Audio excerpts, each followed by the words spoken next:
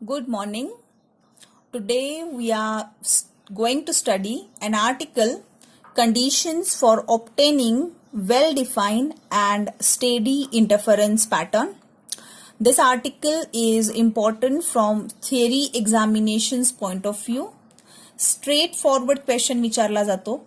State the conditions for getting good and well-defined interference pattern or steady interference pattern.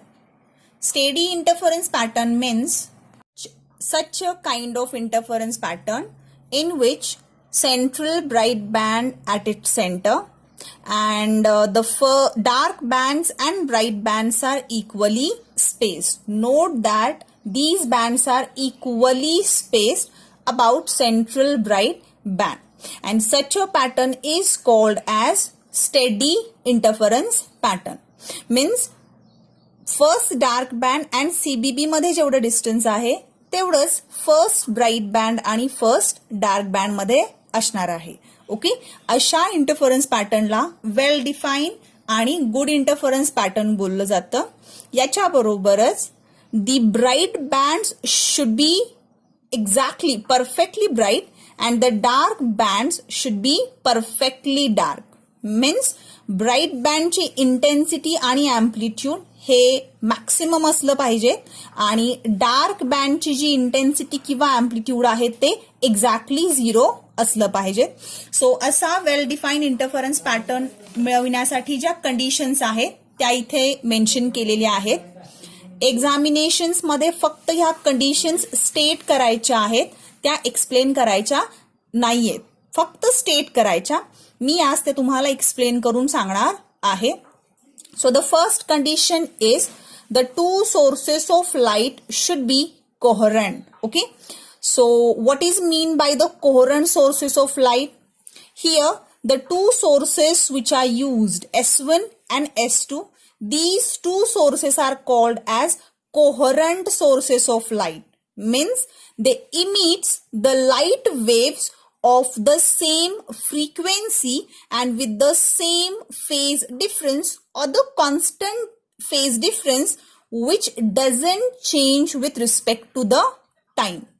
So दोन coherent sources म्हणजे असे sources of light की जे light waves same फ्रिक्वेन्सीच्या emit करतात आणि त्यांच्यामध्ये त्या दोन लाईट वेव्स मध्ये एक सेम किंवा कॉन्स्टंट फेज डिफरन्स असतो आणि तो phase difference with respect to time change होत नाही.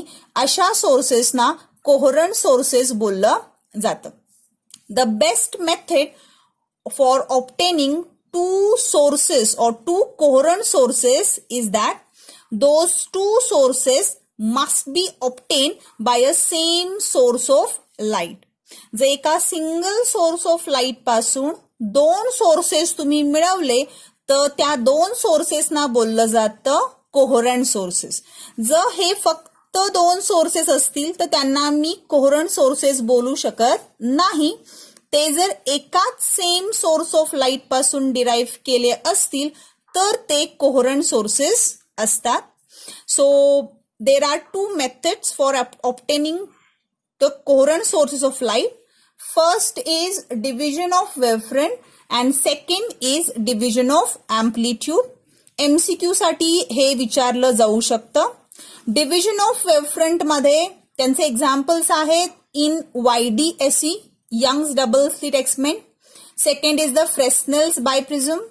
फ्रेस्नेल्स बायप्रिझम साठी डेरिव्हेशन लास्ट आधीच्या ओल्ड सिलेबस मध्ये होतं, या सिलेबस मधून ते काढून टाकलेलं आहे.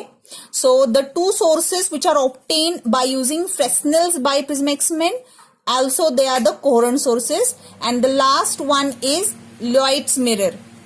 The second method for obtaining the coherent sources is division of amplitude, and the examples of this method is thin film interference, and the second is the Newton's ring. But just remember what is mean by coherent sources, which is the very essential and necessary condition for obtaining well-defined interference pattern. The two sources must be coherent. which emits the light waves of same frequency and with the same or constant phase difference. Okay. The second condition is the two sources of light must be close to each other. Means these S1 and S2 must be very closely spaced. Okay. आपण आपल्या sake of convenience साठी ते इतक्या distance वरती दाखवलेले आहेत, but actual practice मध्ये S1 आणि S2 मधलं डिस्टन्स हे मिलीमीटर मध्ये असतं, मिलीमीटर मध्ये.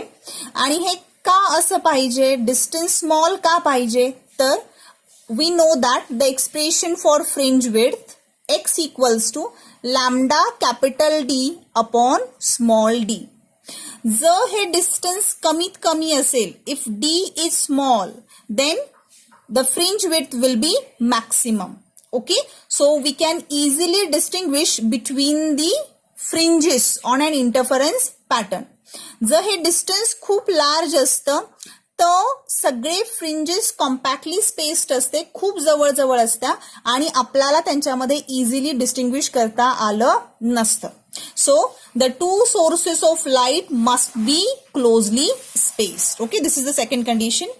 Third one, the distance between the sources of light and the screen must be large. Means this distance, capital D, must be large. Why it is so? If D is large, this capital D is large, then also capital S is large. Okay, or definite. आणि आपण दोन fringes मध्ये capital x जे आहे, fringe width जी आहे ती आपल्याला finite किंवा मेजरेबल मिळेल आणि well define good interference pattern आपल्याला स्क्रीनवरती मिळेल. So the third condition is the distance between sources of light and the screen must be large. Next, the two sources must be of same intensity और same amplitude. Okay, last lecture मध्ये आपण हे दोन equations बघितले.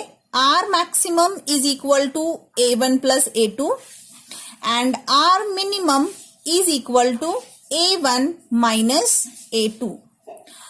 Well defined ideal interference pattern मध्ये bright बँडचे perfectly bright असतात आणि जर डार्क बँड असेल, फॉर एक्झाम्पल जर इथे फर्स्ट डार्क बँड असेल तर तो परफेक्टली डार्क असतो, म्हणजे त्याचा अँप्लिट्यूड जे आहे ते 0 आहे.